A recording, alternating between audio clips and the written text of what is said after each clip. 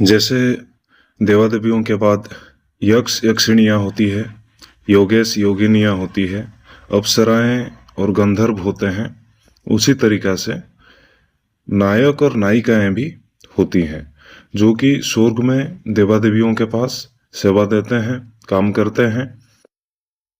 इनकी भी साधना होती है। तो जो नायिकाएं होती हैं वो तो वैसे असंख्य होती हैं, कई कई सारे होते हैं। उनमें से 8 नायिकाओं को प्रमुख माना गया है। उनमें से एक नायिका जो है वो स्वर्णमाला नायिका है। आज हम स्वर्णमाला नायिका के बारे में बात करेंगे, कैसे इनकी साधना की जाती है, क्या विधि विधान रहता है, इस बारे में आज हम बात करेंगे। जो स्वर्णमाला नायिका होती है वो सिद्ध हो जाने के बाद अगर प्रसन्न रहे तो साधक के जरूरत पड़ने पर नोटों की भी बारिश कर सकती है। ये एक बहुत ही शक्तिशाली शक्ति होती है। ये राजसिक साधनाओं के अंतर्गत आता है। मध्यम वर्ग की शक्ति होती है स्वर्णमाला नायिका। स्वर्णमाला नायिका साधना साधक को योगिनी अप्सरा यक्षिणियों से जल्दी सिद्ध हो जाती है। वो जल्द प्रसन्न हो जाती है, जल्द दर्शन दे देती है। इसकी साधना साधक नए साधक को भी जल्दी सिद्धि इसमें मिल जाती है। ये कोई बुरी शक्ति नहीं होती। ये हमेशा साधक का भला ही करती है। साथ ही साधक इसके सहारे दूसरे मनुष्यों का भी भला कर सकता है। ये नुकसान नहीं पहुंचाती, बुरा नहीं करती, ये मदद करती है। आप इससे दूसरे लोगों का भी कल्याण कर सकते हैं। इसकी साधना करने के बाद इसकी सिद्धि मिलने से हर तरफ से साधक को लाभ होना शुरू हो जाता है। ये अपार धन प्रदान करती है। वैसे तो कई सारे शक्तियां अपार धन प्रदान करते हैं। ये अपार धन प्रदान करने के साथ साथ साधक को जरूरत पड़ने पर प्रसन्न रहने से सोना भी प्रदान करती है। इनकी साधना आप माँ, बहन, पत्नी, प्रेमिका, मित्र आदि सभी रूपों में इनकी सिद्ध कर सकते हैं। नारी पुरुष कोई भी इनका सिद्ध कर सकता है। अगर कोई महिला साधिका इनकी साधना करते हैं तो इन्हें मित्र रूप में या माँ बहन के रूप में आप इनकी साधना कर सकते हैं।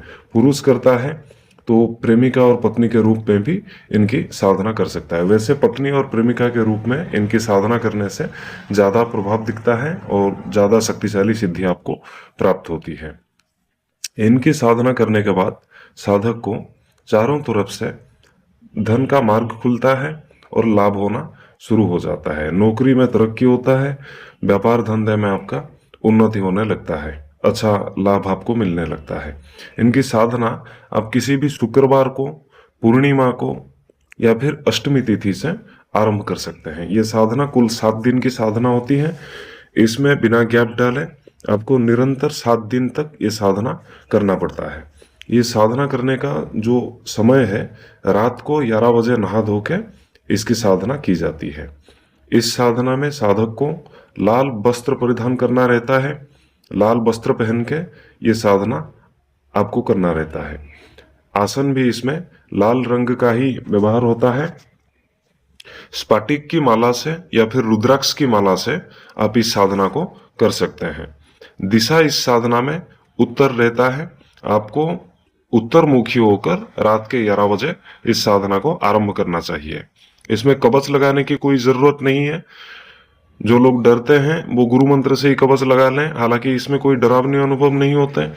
इसमें डरने की कोई बात नहीं है। आप अपने घर में ही एक एकांत कमरे में बैठ के आप इस साधना को कर सकते हैं। कोई डरावनी अनुभूति नहीं होती, कोई नकारात्मक ऊर्जा नहीं आता है। और ये खुद इनका स्वभाव भी ऐसा नहीं होता है कि साधक को वो डरा के परीक्षाएं लें। तो डरने की इसमें कोई बात नहीं है। आप नए साधक भी आराम से कर सकते हैं। कवच प्रयोग की कोई आवश्यकता ही नहीं है। ये साधना शुरू करने से पहले गुरु, गणेश, अपने इष्ट देवता, कुलदेवी माता, काली माता का पूजा दी जाती है। इनके इष्ट काली माता होते हैं तो अपने देवादेवियों के साथ साथ माता काली का आशीर्वाद लेके इनकी साधना आरंभ किया जाता है। भोग में इन्हें 2 पीस सफेद मिठाई का भोग देना पड़ता है। घी का दीपक जलाना पड़ता है। चमेली के 2 अगरबत्ती लगा के इनकी मंत्र जाप आरंभ किया जाता है। इनको पूजा दिया जाता है। चमेली के पुष्प या कमल के पुष्प इनको भेंट किया जाता है। चमेली की इत्तर सुगंधी आप इन्हें प्रदान कर सकते हैं। रोज 31 माला का मंत्र जाप किया जाता है, तभी इनकी सिद्धि मिलती है। 7 दिन तक रोज 31 माला लाल कपड़े पहन के, लाल वस्त्र पे, रात को 11 बजे नहा धो के, भोग में जितनी चीज बताई मैंने, इससे उनका पूजन करके संकल्प लेके विधि विधान से ये साधना करने से साधना निश्चित ही सफल होता है। एक बार यह सफल हो जाने के बाद कोई दूसरी बुरी शक्तियों का भी भय साधक को नहीं रहता। ये हमेशा साधक को अच्छे बुरे वक्त में मदद प्रदान करते हैं और नकारात्मक ऊर्जाओं से, बुरी शक्तियों से भी साधक का बचाव करते हैं। तो जो भी साधक इस साधना को करना चाहते हैं, तो आप हमसे जुड़ के इसके पूर्ण विधि विधान प्राप्त करके इस साधना को सफल बना सकते हैं, इस साधना को अच्छे तरीके से कर सकते हैं।